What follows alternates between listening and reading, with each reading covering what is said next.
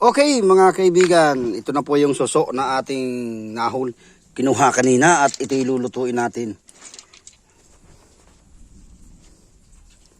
At ito po ay, ganito po ang niyan.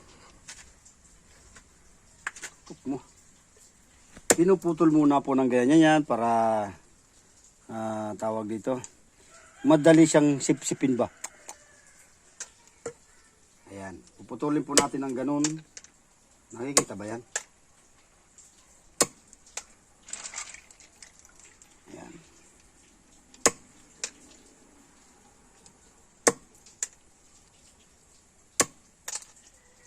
Ganito po at pagluto niyan, pagsisipsipin, ayan, ganyan.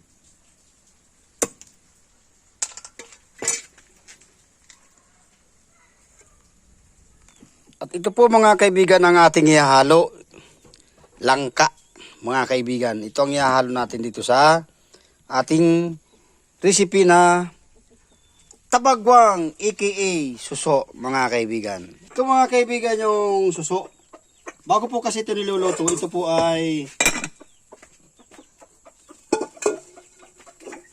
ay ginaganto yan. Ginagano niya. Yan yung mga kaibigan. Para mawala yung lansa.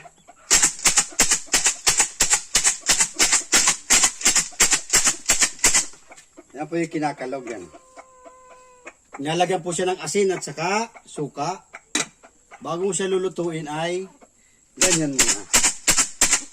At mamaya ipapakita ko po paano pagluto nito. Okay?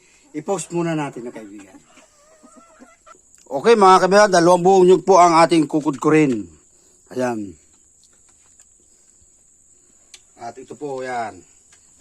Panlagay po sa sa ating reseping suso. Tabagwang aka suso at haluan natin langka. Okay, popos muna natin. Okay, nandito po tayong muli mga kaibigan. Tayo po ay mag-uumpisa na magluto po ng ating tabagwang aka suso. Kung tawagin dito sa Bicol, suso. Una po natin, lalagyan po natin ng mantika. Okay. At siyempre po, isunod natin ng andito na.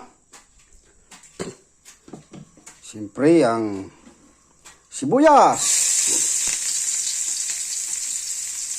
Yan mga kaibigan. At siyempre ang bawang. Yan na po, kita na po ninyo. Kayo na ang bahala dyan. Kung marunong bang magluto yung tagaluto natin. Magluluto, wala namang sandok.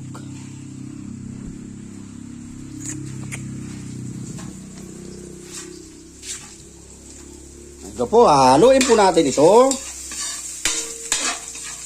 Pasuyo nga saglit ng asin. Yun ang sinasabi ko pag nagluluto. Kulang. Please give me salt. Okay mga kaibigan, ganito pala yan.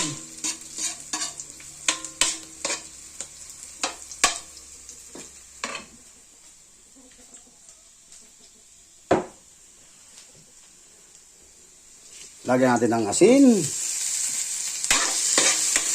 Ganito po kasi kami magluto dito sa aming barangay. Okay.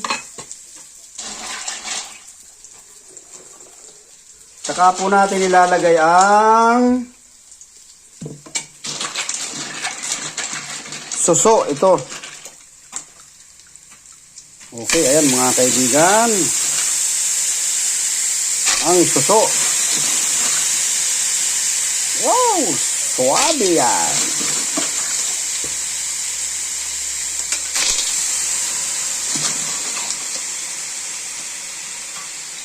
Ayan mga kaibigan. aka suso.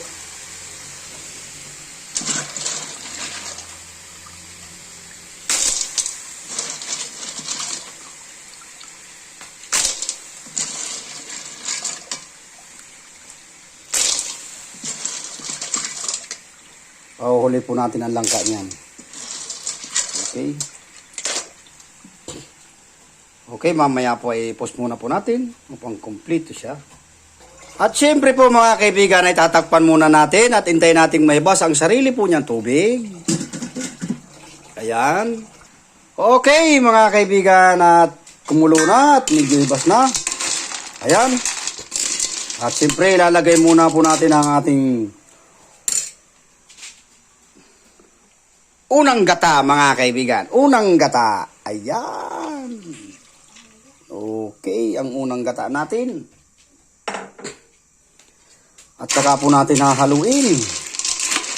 At syempre, yan ang tinatawag na lutong tabagwang, aka suso.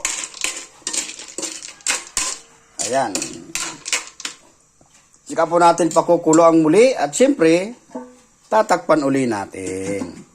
At pagkatapos nyan, ay ilalagay naman natin, pagkulo nyan, ay ilalagay naman natin itong langka. Okay, hintayin lang po natin ng ilang minuto. Okay mga kaibigan, at ito'y kumulo na po at ilalagay na po natin ang langka. Ayan.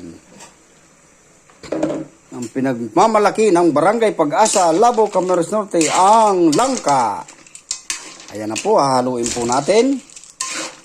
Para mahalo po yung langka at saka yung ating tabagwang, aka suso.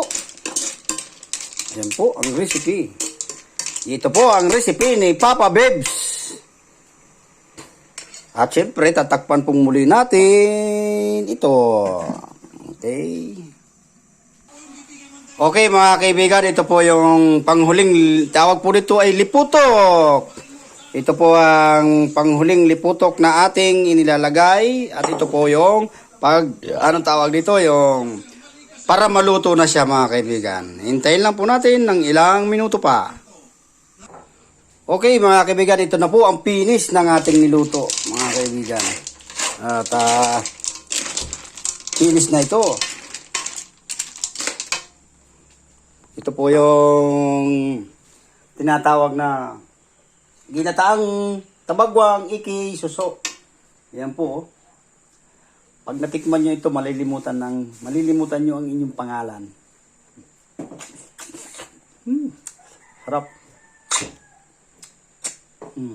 Okay. Bye-bye.